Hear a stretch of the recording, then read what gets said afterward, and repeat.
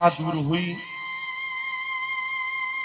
हाथ पकड़ करके यशोदा ने रथ से अपने पति को नंद को उतारा।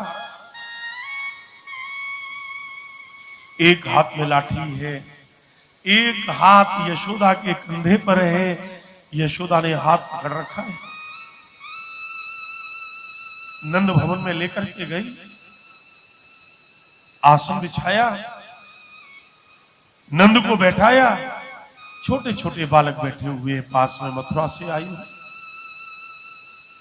और तब यशोदा ने अपने पति नंद से प्रश्न किया, स्वामी,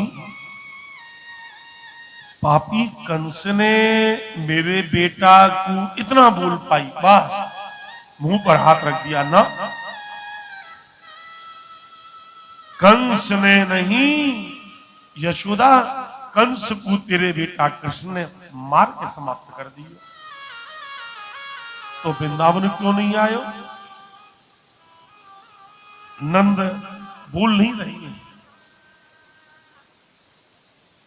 और नंद के संबंध में सूरदास जी ने जो प्रश्न किया है अद्भुत है।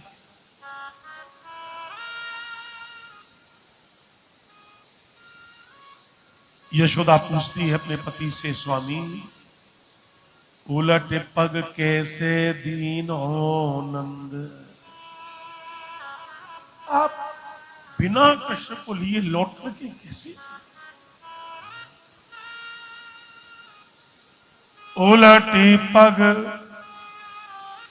कैसे दीनो नंद, सुनी न कथा कबहु दशरथ की, भूल गयो मति मंद, कृष्ण को भूल गयो मत मंद।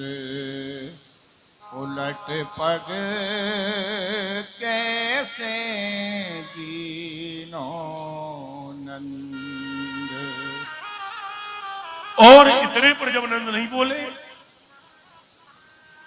तो यशोदा ने फिर कहा, नहीं सुनी आपने कथा दशरथ की? नंद ने कहा, सुनी। क्या सुनी? जब सुमंत के द्वारा दशरथ ने सुना कि राम और लक्ष्मण नहीं आए, तो 6 बार राम राम कह करके शरीर त्याग कर दिया। तब यशोदा ने फिर कहा, यशोदा कान कान कही बूझो,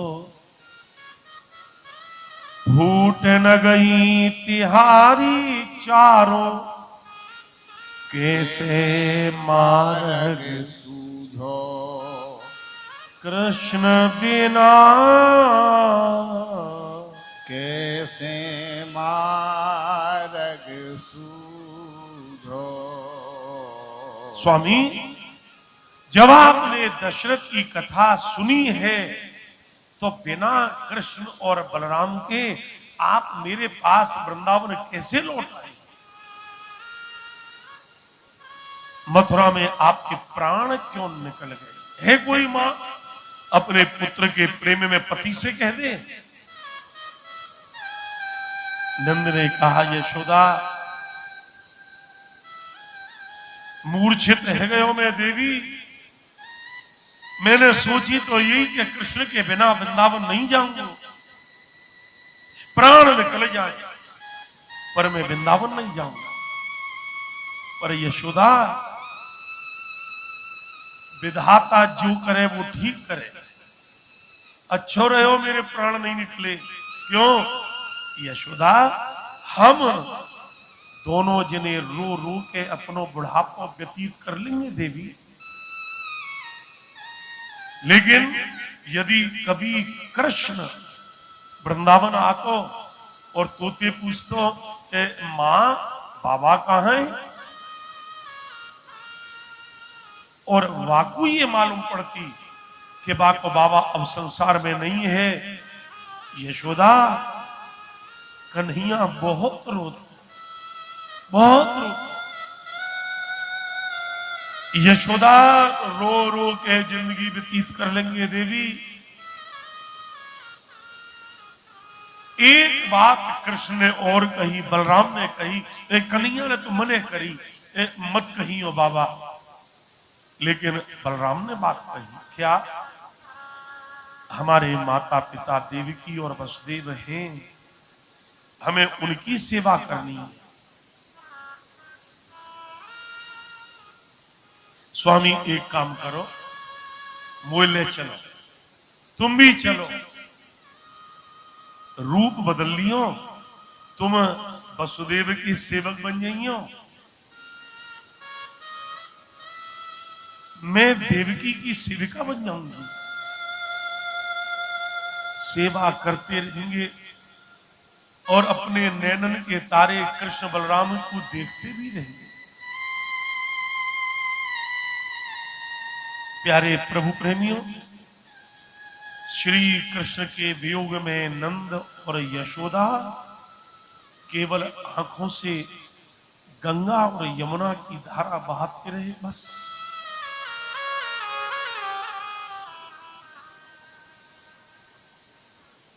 और उधर अपने पिता की आज्ञा से, वसुदेव की आज्ञा से प्रभु श्री कृष्ण बलराम सांदीपनि गुरु के यहाँ पर उज्जैन में गए और मरे हुए गुरुपुत्र को ला करके दिया, लौट करके मथुरा। भगवान श्री कृष्ण मथुरा में हैं,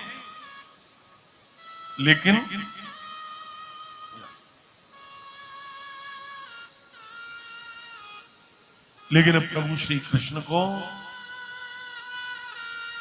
वृंदावन की याद आती है, ब्रज की याद आती है। और प्रभु श्री कृष्ण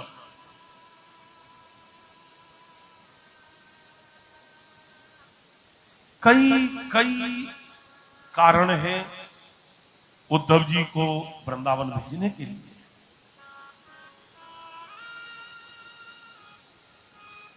एक बार की ऐसी घटना हुई, उज्जैन से लौटने के बाद में एक दिन प्रभु श्री कृष्ण ने मां देवकी से कहा, मां मुझे भूख लग रही है। देवकी प्रसन्न हो गई, आज पहली बार वासुदेव ने मुझसे भोजन मांगा है। अपने हाथ से भोजन बनाया, थाली में सजाकर आसन लगाया, चौकी लगाई और थाली को रख दिया। वासुदेव, बेटा वासुदेव, हाँ मां, बेटा भोजन तैयार है, आओ। और श्री कृष्ण आसन पर बैठे, जो थाली पर दृष्टि गई, बस थाली को प्रणाम करके रोते हुए मथुरा के महल के एक कक्ष में चले गए।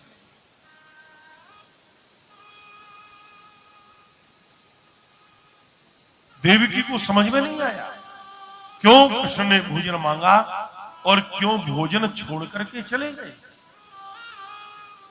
देवकी की आंखों में आंसू है। और उसी समय उद्धव का आगमन है। उद्धव ने देखा, मां, देवकी मां, आप रो रही हैं? हाँ बेटा। बेटा एक बात कहूं उद्धव, हाँ मां, कृष्ण जब से वृंदावन से मथुरा में आया है, मैंने इसके चेहरे पर कभी हंसी, मैंने इसके चेहरे पर कभी प्रसन्नता नहीं देखी। उद्धव एक बात और कहूं, मैंने सुना कि यशोदा इसकी चंचलता से वृंदावन में परेशान हो जाती है। उद्धव, परेशान तो मैं भी होती हूं, लेकिन इसकी चंचलता से नहीं, इसकी गांभीर्य से, इसकी गंभीरता से। उद्धव, जरा विचार कर। आज वासुदेव ने मुझसे कहा, माँ मुझे भूख लग रही है। तू समझ सकता है बेटा यदि माँ से कहे कि भूख लग रही है, कितनी प्रसन्नता होगी माँ को। अपने हाथों से भोजन की थाली मैं बना करके भोजन लेकर के आई, और उसके पश्चात में मैंने उसके लिए भोजन परोसा। न जाने क्यों भोजन की थाली को छोड़ करके रोता हुआ वो उस कक्ष की ओर गया है, इशारा किया उस कक्ष की ओर। मां, स्वाभाविक है कष्ट आपका। उद्धव बेटा तू जा करके पूछ, तू तो उसका सखा है ना, तू तो उसका मित्र है ना, तुझे बताएगा। और प्यारे प्रभु प्रेमियों, देवकी के प्रेरणा से प्रेरित होकर के श्री कृष्ण के उस कक्ष की ओर जिसमें गोविंद विराजमान है, उद्धव जी चल दिए। और जो उद्धव चले, किवाड़ खोली, किवाड़ की आहट हुई, श्री कृष्ण ने पलट करके देखा। उद्धव को देखकर गोविंद ने अपनी आंखों के आंसू पोंछे। आओ उद्धव, बैठो उद्धव।